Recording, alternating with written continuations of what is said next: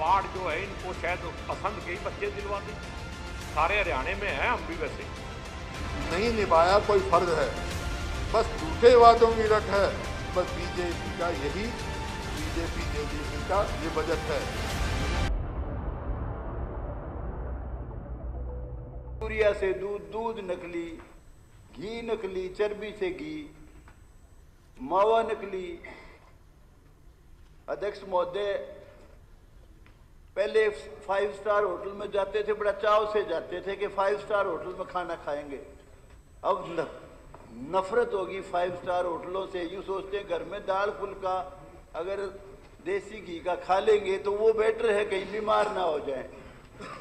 तो इस समय की पोजीशन ये है कि बहुत सख्त कानून, ऐसा सख्त कानून हो जिससे रूह कांप जाए मिलावट करने वाले की। और दूसरी 16 से 2021 तक 16,000 सैंपल लिए गए और 16,000 में 12,159 ठीक पाए गए। 3,864 जो सैंपल है वो अडल्टेटेड पाए गए और उनमें से 2,653 पर हमने केस रजिस्टर किया। जो आपने एक बात रखी कि केस रजिस्टर्ड नहीं होता, तो हमने केस भी रजिस्टर्ड किए हैं, लेकिन फिर भी क्योंकि हमारे पास एक स्टाफ की कमी है तो उसके लिए एक योजना बनी है कि हर जिले पर एक डेजिग्नेटेड ऑफिसर एक तैनात किया जाए। और हमने एक ऐप के लिए भी हार्टटोन को दिया है ताकि उस ऐप के माध्यम से हमें ये पता लगे कि जो हमारा ऑफिसर है किसका सैंपल ले रहा है, कब ले रहा है, कैसे ले रहा है। मतलब इस तरफ हमारे जो सारी चीज़ें हैं वो लॉ इन्फोर्समेंट के लिए भी उसको जो आपने कही बात के पुलिस को इन्वॉल्व किया जाए, तो उस तरफ भी हमारा ध्यान है। इन सब बातों की तरफ आपकी चिंता को ध्यान में रखते हुए इस और डिपार्टमेंट अग्रेसर है और आगे से और भी स्ट्रिक्ट होकर हम इसको पकड़ेंगे। लेकिन अध्यक्ष महोदय, मैं मुख्यमंत्री जी क्योंकि मालिक है हरियाणा के, हम तो सब राय हैं, मुख्यमंत्री जी से एक स्टेटमेंट चाहता हूं मैं कि भर्ती में जल्दी कर। ये he can't do recruitment, you will do the recruitment chief minister ji. ये नहीं कर सकते बेचारे, ये तो अपना दुख गा सके और क्या करेगा, जितनी जैसे हालात है उसको बता सके। ये जवाब गिव द स्टेटमेंट के भाई आइंदा लेबोरेटरी में किसी तरह कहें कि कोई कमी नहीं छोड़ूंगा, अगली बार जब सेशन में मिलेंगे तो कोई ऐसा सवाल नहीं उठने दूंगा। This should be reply from you your honour. ये जवाब जो है आदरणीय ऊपर मान लिया जी की जानकारी में बता दूं, ये सब कोई भी जो जवाब दिया जाता है उसमें जो दिशा निर्देश हैं वो माननीय मुख्यमंत्री जी के होते ही हैं। तो उन्हीं के कहने से जो ये ज़िले की जो मैंने आपसे बात की है कि हर ज़िले में लैब खोली जाएगी और इसकी टेस्टिंग की जो सुविधा है इतनी आसान रखी जाएगी और जो ज़िले पर डेजिग्नेटेड ऑफिसर्स बनाए जाएंगे, इन सब में जो डायरेक्शन मिली है वो माननीय मुख्यमंत्री जी की तरफ से। तो 2 exams were cancelled by Haryana Staff Selection Commission due to irregularity on papers. Irregularity से क्या मतलब लगाते हैं, कौन कौन से पेपर थे वो? और एक इन्होंने कहा है advertisements were withdrawn after staff selection commission has taken the interview. उसके बाद ये 2 नहीं है, टोटल बता सकेंगे कितने पेपर जो है आपने एडवर्टाइजमेंट को भी विड्रॉ कर दिया और सिलेक्शन जो लगाना था आपने रिजल्ट उससे पहले ही विड्रॉ कर ली वैकेंसी, कितने पेपर थे? अध्यक्ष महोदय, जहाँ माननीय सदस्य ने एक बड़ी डिटेल मांगी है वो हम सेपरेटली भी दे सकते हैं। जो पेपर इनने पूछे हैं, स्टाफ सिलेक्शन कमीशन द्वारा 2 एग्ज़ाम कैंसिल करे गए थे और उसके अंदर सरकार के और स्टाफ सिलेक्शन कमीशन के संज्ञान में आया था कि पेपर लीक हुआ है या फिर पेपर आउट हुआ है और उसके ऊपर अलग अलग ज़िलों में माननीय सदस्य को भी पता है अलग अलग पुलिस कार्रवाई चल रही है। जहां पब्लिक सर्विस कमीशन की बात आई है, पिछले 7 सालों के अंदर 2 ऐसे पेपर्स हैं जो staff Haryana public service commission ने कैंसिल करे हैं, जिसके अंदर चीटिंग और पेपर लीकेज की कंप्लेंट्स थी, इरेगुलरिटीज़ थी और उसके ऊपर कमीशन ने ये है कि जो स्टाफ सिलेक्शन कमीशन है, स्पोर्ट्स कमीशन है, उसमें कितने जो है पेपर्स में लीक हुए हैं और कितने आदमी पकड़े गए जो आज तक चल रहा है, टोटल कितने सब्जेक्ट्स के लीक हुए हैं, कितने पेपर लीक हुए टोटल? SI का है, कांस्टेबल का है, PGT की, अब डिटेल बताओ। अब ये करोड़ों रुपए मिल रहे हैं, ये कौन से पेपर के थे? जो माननीय सदस्य जो बात कह रहे करोड़ों रुपए जो मिले हैं वो कौन से पेपर के थे, कौन से कैंसिल हुए कि नहीं हुए? स्टेटमेंट ले डाउन कर दूंगा जो उसकी सारे सदस्यों को आप कॉपी दे सकते हैं। कुल हमारे 17 जिलों में 71 FIR हुई है, 603 अपराधी उसके अंदर हैं और 331 आरोपियों पे अभी कार्रवाई चल रही है। पेपर लीक हुए या तो 24-25 की लिस्ट है, ये ना हो तो मैं लिस्ट दे देता हूँ आपको।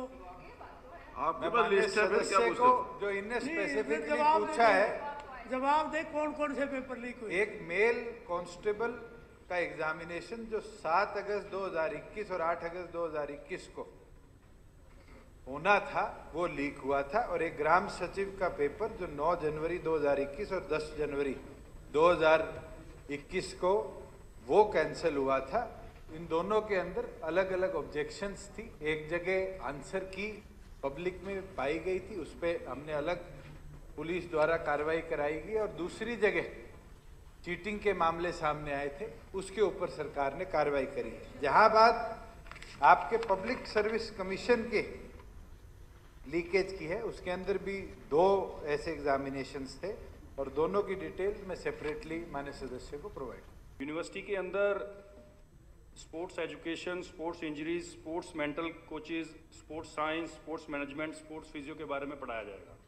अगर इनको स्पोर्ट्स का हरियाणा, अभी हमें recently best state sports award मिला है, हिंदुस्तान में सबसे बेस्ट स्टेट स्पोर्ट्स का, जो अभी रिसेंटली मैं कल मुंबई से लेकर आया हूँ। अगर हमें ये मिला है तो ये स्पोर्ट्स को अगर ये अपने एरिया में बढ़ावा देने की बात कर रहे हैं, तो ये स्पोर्ट्स के बारे में बात करें। एजुकेशन के लिए तो एजुकेशन डिपार्टमेंट अलग अलग कॉलेजेस खोल रहा है। यूनिवर्सिटी के अंदर अगर इनका कोई कॉलेज डलवाना है तो एफिलिएशन के अंदर करवा सकते हैं। अगर इनको स्पोर्ट्स की सुविधा है, वो हमारी जियो मैपिंग चल रही है, उसके अंदर जो जो इनकी कमियां हैं वो हम पूरी करेंगे। जनाब, मैं तो स्पोर्ट्स कॉलेज के लिए ही कह रहा हूं, अगर मंत्री जी ऐसा कर दें तो मैं इनका धन्यवाद करूंगा। ऐसे ऐसे कई अवार्ड जो है इनको शायद असंध के ही बच्चे दिलवा दें। सारे हरियाणा में हैं, हम भी वैसे हमारे पे एक टोल टैक्स लग रहा है वहां, और असंध कॉन्स्टिट्यूंसी के बीच में लग रहा है, वो जजिया टैक्स है। तो ऐसे ऐसे हम बैकवर्ड, इसीलिए मैं अपने आप को कह रहा हूं कि हमारा एरिया बैकवर्ड है, ताकि अगर ये स्पोर्ट्स वाले हो जाएंगे तो बड़े बड़े लोगों ने आना होगा, हो सकता है और टोल सा भी हट जाए बीच में। 1000 से ऊपर अवैध जो है रेहड़ियां वहां, और जो गाड़ियां आती हैं उन गाड़ियों की वजह से जाम की स्थिति है। मेन कपड़ा मार्केट एशिया की सबसे बड़ी मार्केट्स में आती है कपड़ा मार्केट। उस मल्टी लेवल पार्किंग की घोषणा को भी लगभग 4 साल हो गए। और जो सबसे जरूरी बात, अंतिम बात मैं कहने लग रहा हूं आदरणीय अध्यक्ष महोदय, जिसको आदरणीय मंत्री जी ने कहा कि नॉट फिजिबल, 22739, ये भी 26/9/2018 की एक रेहड़ी मार्केट की घोषणा है। 1000 अवैध रेहड़ियां वहां पर हैं, और उन रेहड़ी वालों ने बाजार का जो मुख्य रास्ता है उसको बंद करके रखा हुआ है। निगम हर 10 दिन में कार्रवाई करता है, पुलिस के जवान जाते हैं, घंटा 2 घंटा के लिए वो रेहड़ी हटा लेते हैं, उसके बाद फिर कब्जा हो जाता है। प्राइवेट एजेंसी को इन्होंने पूरे हरियाणा के लिए एजेंट वो दे रखा है, लेकिन हमारी एजेंसीज हैं हरियाणा की, सरकारी एजेंसीज हैं, हार्ट्रॉन है, NIC है, हरसैक है। तो या तो ये कह दो हमारी एजेंसीज बिल्कुल जो हरियाणा की हैं सरकारी वो बिल्कुल नाकाम है, उनको तो आपने दिया नहीं। एक प्राइवेट एजेंसी को आप काम दे रहे हो जो बिल्कुल ही नेसेंट है इस चीज के अंदर, इसलिए ये सारी की सारी परेशानियां हो रही हैं। और साथ ही साथ अध्यक्ष जी, इसके अंदर जो है कि फेक ID कार्ड अगर किसी ने देकर अपनी वो बना दी और रजिस्ट्री हो गई, खुदा ना खासा, इन्होंने कहा है कि इन्होंने ड्रॉप बॉक्स डाले हैं, सारा कुछ करा, अच्छी बात, लेकिन सपोजिंग कोई बाहर है, कोई बात होती है, किसी का केस चल रहा है, कोई और बात है, और वो जो है रजिस्ट्री गलत तरीके से करवा जाता है, तो मैं पूछना चाहती हूँ कि इसका रिड्रेसल क्या है? इसका रिड्रेसल मेरे मुताबिक, तो एक वकील होने के नाते, तो आई थिंक ये सिविल सूट है। 29 लाख प्रॉपर्टीज थी। इस एजेंसी को देने के बाद इसने 42 लाख प्रॉपर्टियां बना दी है। तो आप ये देखिए कि जो 13 लाख थी उनसे तो कोई टैक्स वगैरह वसूला ही नहीं जा रहा था। अगर एक काम ऐसा किया जिसकी वजह से टैक्स रेवेन्यू अगर गवर्नमेंट का बढ़ता है तो ये जंजाल क्यों नजर आता है, मुझे ये नहीं समझ में आया। एक काम को एक ही एजेंसी को क्यों दिया? प्राइम मिनिस्टर अकेला पूरा कंट्री चलाता है, चीफ मिनिस्टर पूरा स्टेट चलाता है। एक एजेंसी का मतलब ये नहीं है कि वो अकेला काम कर रहा है, उसके पास 25,000 50,000 लोग काम कर रहे हैं, वो उनको कंट्रोल करता है, वो उनके नीचे सब हेड्स और इस तरह की सारी चीजें, हर डिपार्टमेंट बीसी भी एक ही होता है।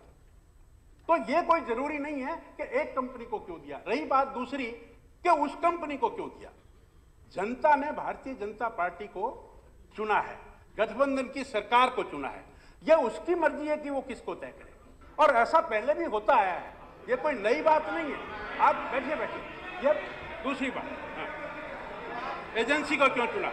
और जो चंडीगढ़ की बात, जो चंडीगढ़, अरे भाई सुन लो, आपको तो जंजाल लगेगा, पैसे खाने का काम कब हो गया।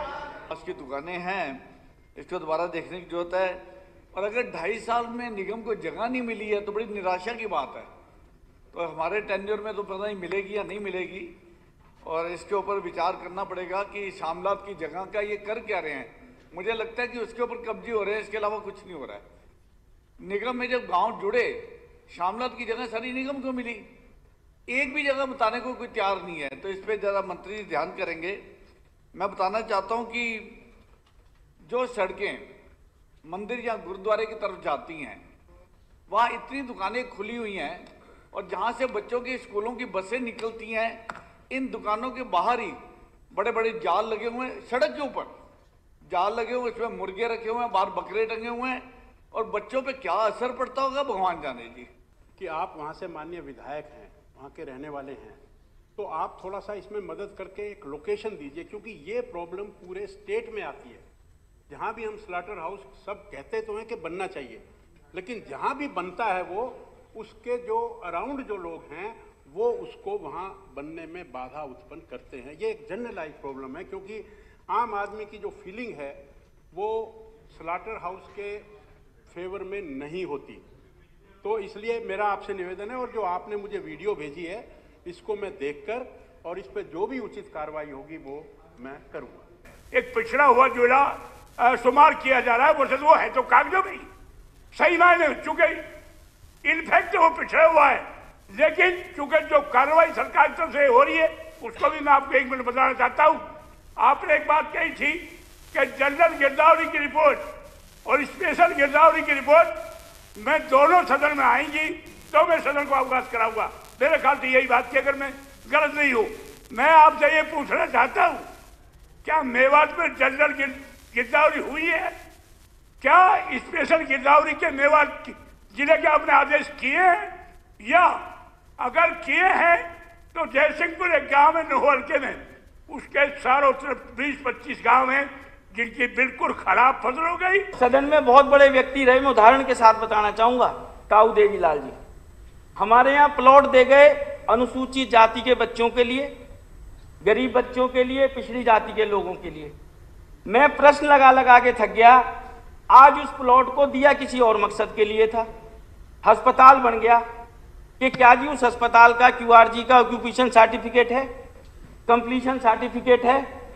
जवाब मुझे गलत मिला। अनिल विज जी से मेरी आपके कमरे में मुलाकात हुई, उन्होंने कहा हाँ ये भाई कंडम ऑफ हाउस बनता है। फिर मैंने चिट्ठी लिखी, माननीय सेक्रेटरी साहब का मुझे विधानसभा से जवाब आया। किसकी बालकोनियां जो थी वो गिरी। उस वक्त सोसाइटी में रहने वाले लोगों ने कंप्लेंट करी थी कि सामग्री घटिया लग रही है और इसका समय रहते जो है इस पर एक्शन लेना चाहिए और जो भी बिल्डर है उसके खिलाफ कार्रवाई करनी चाहिए। बजाय उसके खिलाफ कोई कार्रवाई करने के उसको कंप्लीशन सर्टिफिकेट दे दिया, जबकि उससे पहले एक ऑडिट होता है, स्ट्रक्चरल ऑडिट कहते हैं उसको, वो नहीं कराया गया। बनाया वो असुरक्षित होगी तो फिर लोग कहाँ जाएंगे, कैसे रहेंगे? इसके लिए मैं मंत्री जी से पूछना चाहूँगा कि क्या आपने उनकी पड़ताल भी करवाई कि नहीं करवाई? अगर करवाई है तो आप बताओ तो सही कि उनकी लाइफ कितनी कितनी बची है, वहाँ लोग सुरक्षित है कि नहीं है, ये भी आपको बताना चाहिए। लाइसेंस भी कैंसिल होने चाहिए जिन लोगों ने स्ट्रक्चर का उनको परमिशन दी है, उन सब लोगों के खिलाफ कार्रवाई होनी चाहिए। एक बात अध्यक्ष महोदय सुनिए, किसी बिल्डिंग में खराबी आने की वजह कोई स्ट्रक्चर इंजीनियर नहीं होता। स्पीकर सर, उसमें हो सकता है कि कुछ तो खराबी थी तभी गिरी है ना जी वो। ये कमेटी जो IIT की बताएगी कि वहां पर पानी गलत यूज हुआ, वहां पर सैंड गलत यूज हुआ, वहां पर रोड़ी गलत यूज हुई, वहां पर सीमेंट नकली आई, या वहां पर लोहा गलत लगा। तो ये कब तक रिपोर्ट आनी है? ये रिपोर्ट 3 महीने के अंदर आएगी और ये पूरे जो IIT के इंजीनियर देंगे, जो जिसने गलती की है उसके खिलाफ कार्रवाई की जाएगी। स्ट्रक्चर इंजीनियर मान लीजिए सरिया पूरा डाल रखा है तो उसकी जिम्मेदारी नहीं होती। तो ये एक व्यवस्था है और वो लाइसेंस होते हैं, उनको सर्टिफिकेट देने का अधिकार है और हमारे OC देते वक्त जिसने गलत सर्टिफिकेट दिया है उसके खिलाफ कार्रवाई होनी, उसका लाइसेंस कैंसिल होना चाहिए। बिल्डर के साथ साथ उसके खिलाफ भी कार्रवाई होगी। हाँ कि किससे घूस ली है, किसने ली है। चलिए ये कागज भी हमें उपलब्ध चलो कराने पड़ते सुने। हैं। मैं जो पूछ रहा था इनसे, मेरा जो सवाल था, जो मैंने अभी आपके माध्यम से पूछा था कि उस बिल्डर के खिलाफ, जिसकी जो बिल्डिंग थी, जिसको लाइसेंस दिया गया था, उसके खिलाफ ये कहते हैं कि हमने FIR लॉन्च करी। आप ये बताओ ना कि FIR जो आपने लॉन्च करी है उसमें धाराएं कौन कौन सी लगाई है? कोई ऐसी धारा लगाई है जिसकी वजह से वो आदमी कोर्ट से जमानत ना लेते? आप ये तो बताओ, आदमी 2 मरे हैं, 2 आदमी मर गए और आपने जो धाराएं लगाई है उसका जिक्र भी नहीं किया। हम लोगों की जादूगरी है और जैसे इवेंट मैनेजमेंट होता है उस किस्म से इवेंट मैनेज ये बजट पेश किए रखा गया। भाषण ज़्यादा, बजट का कंटेंट कम, और बहुत सारी बातें जो आगे मैं बताऊंगा वो इन्होंने कही। मेरे को लगता है ये बजट तो एक ऐसा है, किसी सिकदड़ मिस्त्री ने गाड़ी का इंजन तो खोल दिया लेकिन उसको बांधना नहीं आया, क्योंकि बजट में तो है ही कुछ नहीं।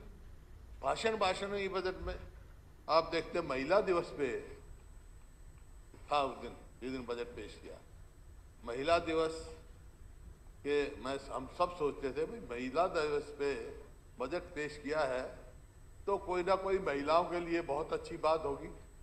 अरे यहाँ आंगनबाड़ी वर्कर, हेल्पर, आशा वर्कर यहाँ से थोड़ी दूर सड़कों पे चिल्ला रही थी और उनकी आवाज़ हमारे कान में भी नहीं सुनाई दी। 10 लाख फैमिली में से 30 लाख फैमिली ऐसी हैं जो कृषि से संबंधित है। उसमें 19 लाख परिवार जो आप फार्मर जिनको कह दो, और 11 लाख परिवार फार्मिंग लेबर जो है वो है। तो लेकिन असली क्या है, असलियत क्या है? पर कैपिटा इनकम दिखा दिया, लेकिन असलियत क्या है? असलियत NSSO जो कि सरकारी एजेंसी है, उनकी रिपोर्ट है 2021 की इनकम ऑफ फार्मर पर family in Haryana state is 22,841 रुपये पर मंथ है। इसका मतलब 2,75,000 जो कहा है आपने, उससे तो कम है ना पर ईयर। कि बजट के उपयोग के मॉनिटरिंग के लिए एक ऑनलाइन मैकेनिज्म ये बनाया जाना चाहिए, तो हम कोशिश करेंगे, इसको हम बनाएंगे। इसी प्रकार विधायकों के लिए बजट प्रक्रियाओं के संबंध में एक ओरिएंटेशन प्रोग्राम वित्त विभाग द्वारा आयोजित किया जाए। ये भी ठीक है कि आखिर पहली बार ये ध्यान में आया कि विधायकों ने बजट को जानने की कोशिश की है, बल्कि कई बार तो ऐसा लगा कि बड़े नेताओं ने उस पर कोशिश कम की है, सामान्य विधायकों ने बहुत की है। कमेटी नंबर 2 की होगी, ठीक है। इस पर क्योंकि अलग से पेज था, वो हेडिंग उस पर नहीं लिखा, इस पर तो 2 नंबर होगी। तो ये हमारे विधायक इन्होंने इसको दिया है। तो इस कमेटी द्वारा ये बताया गया कि ओरिएंटेशन प्रोग्राम होना चाहिए। मैं कह रहा था कई बार प्रमुख हमारे जो बड़े लोग हैं वो पढ़ते नहीं हैं। पहले दिन ही रिएक्शन आ गया क्या कि SYL के लिए कोई पैसा नहीं रखा गया। अब ये ठीक है, मेरे भाषण में भले नहीं होगा, लेकिन पढ़ना तो बजट के चाहिए आंकड़े। मेरे भाषण में आधी चीजें होंगी, आधी नहीं होंगी। बजट में 100 करोड़ रुपया एकदम रखा हुआ है। ये पहले दिन का रिएक्शन जब आया, फिर मैंने जब कहा मीडिया में, तब जाके कहा कि नहीं 100 करोड़ रखा हुआ तो है, लेकिन हर बार 100 करोड़ रखते हैं, इसका होता तो कुछ नहीं है। अब ये हमको भी पता है सबको कि होना है कि नहीं होना, कब होना है, उसका इस बजट से संबंध नहीं है। जिस दिन होगा कोई 100 करोड़ में थोड़ी SYL बन जाएगी। 100 करोड़ तो एक नॉमिनल हेड है उसका, कि उसमें हर साल बार रखते हैं। जब उसका निर्णय होगा, उसमें जितना पैसा खर्च होगा वो कहाँ से लाएंगे, उसका सब लोग हम प्रयत्न करेंगे। मेरे पास रिकॉर्ड है कितने लोग किस टाइम पे बोले हैं। कौन सा 2 मिनट 3 मिनट बोले हैं। मैंने परसों यही बात कही थी, आप थे नहीं, आप थे नहीं। मैंने कहा था, एक बार सुनिए मेरी बात, आप उस समय थे नहीं। स्पीकर सर आपसे पूछ के गया हूँ, आपने मुझे स्वयं ये बात कही। मैंने ये चलिए आप 5 मिनट बोलिए, बोलिए। नहीं 5 नहीं 10 मिनट करो। 5 मिनट बोलेंगे। अरे इतना बड़ा बजट लेके आप कोई बात नहीं 5 मिनट में क्या होगा? बोलिए। आप पहले 12 मिनट बोले हैं जब लोगों 2-2 मिनट बोले थे। मुझे आप 10 मिनट कम से कम बोलने दो। 5 मिनट का समय बोलिए। कोई ऐसी बात नहीं कहूँ जिससे आपको पीड़ा होगी। नहीं, मुझे किस बात की पीड़ा है? मुझे पीड़ा होगी कि आपको होगी? मुझे कोई पीड़ा नहीं है तो आप मुझे बोलने ही नहीं दे रहे। आप तो मुझे मैं बोल रहा हूँ ना, कह तो रहा हूँ, बोलिए। मेरे लिए ये कह दिया कि आप बजट पे बोल लिए, डिप्टी स्पीकर को भी कहने में कह के तू कह दी बोल लिया। हाँ मैंने 12 मिनट बोले आप। 12 मिनट बोल लूँ ना? क्यों 12 मिनट बोल लूँ? किसने कहा है? आप ही तो कह रहे हो 12 मिनट बोल लो। मैंने कहा 5 मिनट आप बोलिए। आपकी मजबूरी है, हम क्या करें, मजबूरी है, मजबूरी है।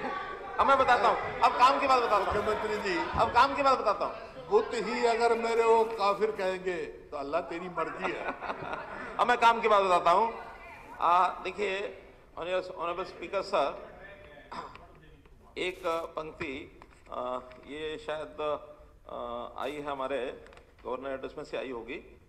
State government is committed for Antyodaya, नहीं बजट में से ही है, committed for Antyodaya under which welfare of purest of पूर including SC/BC is the utmost importance and priority for government.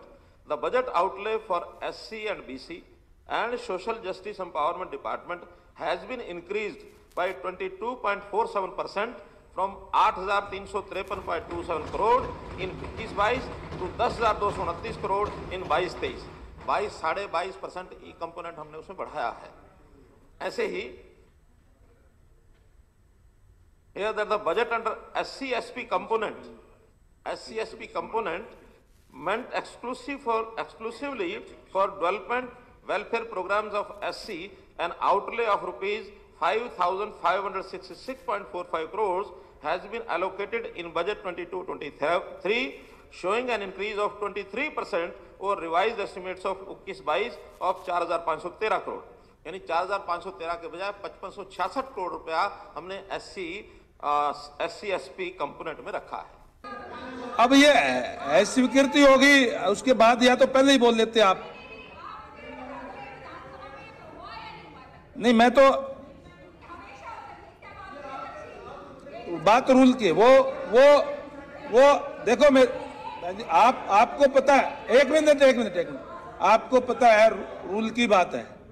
और रही बात हुआ या ना हुआ,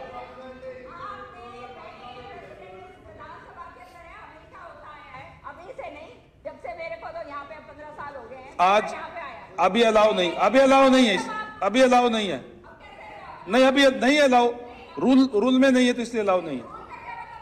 रूल का ही मतलब होता है, रूल का ही मतलब है।